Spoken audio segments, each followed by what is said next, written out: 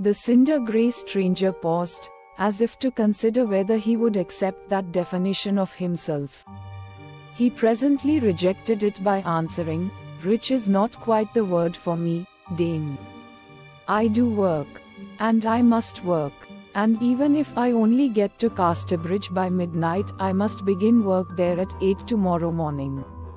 Yes, het or wet, blow or snow, famine or sword. My day's work tomorrow must be done." Poor man. "Then, in spite o' seeming, you be worse off than we," replied the shepherd's wife. "'Tis the nature of my trade, men and maidens. 'Tis the nature of my trade more than my poverty. But really and truly I must up and off, or I shan't get a lodging in the town."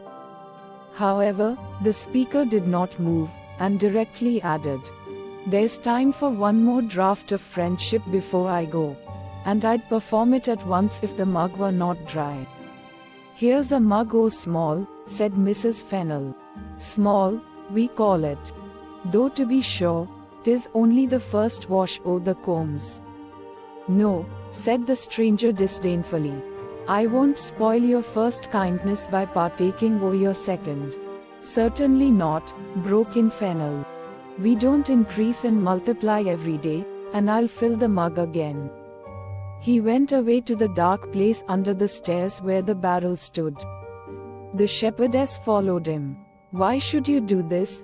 she said reproachfully, as soon as they were alone. "He's emptied it once, though it held enough for 10 people.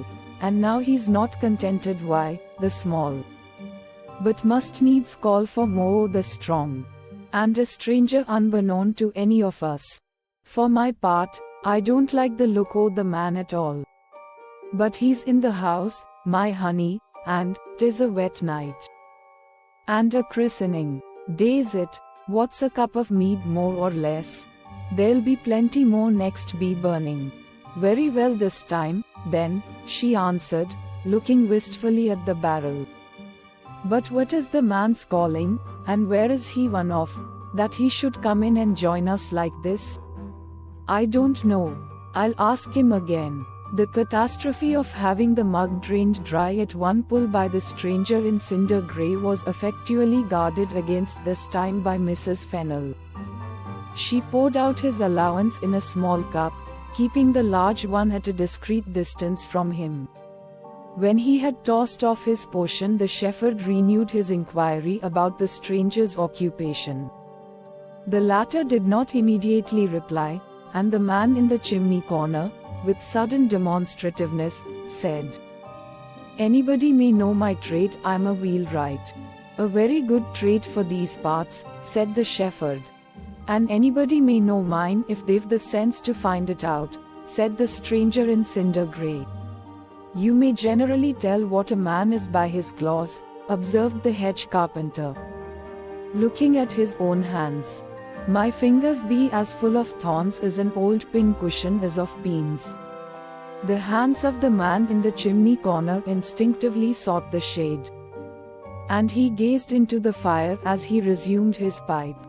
The man at the table took up the hedge carpenter's remark, and added smartly, "True. But the oddity of my trade is that, instead of setting a mark upon me, it sets a mark upon my customers."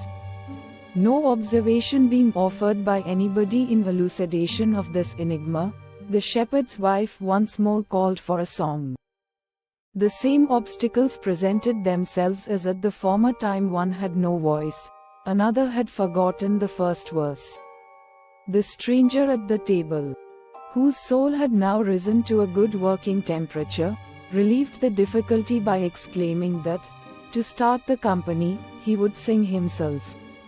Thrusting one thumb into the armhole of his waistcoat, he waved the other hand in the air, and, with an extemporizing gaze at the shining sheep crooks above the mantelpiece, began.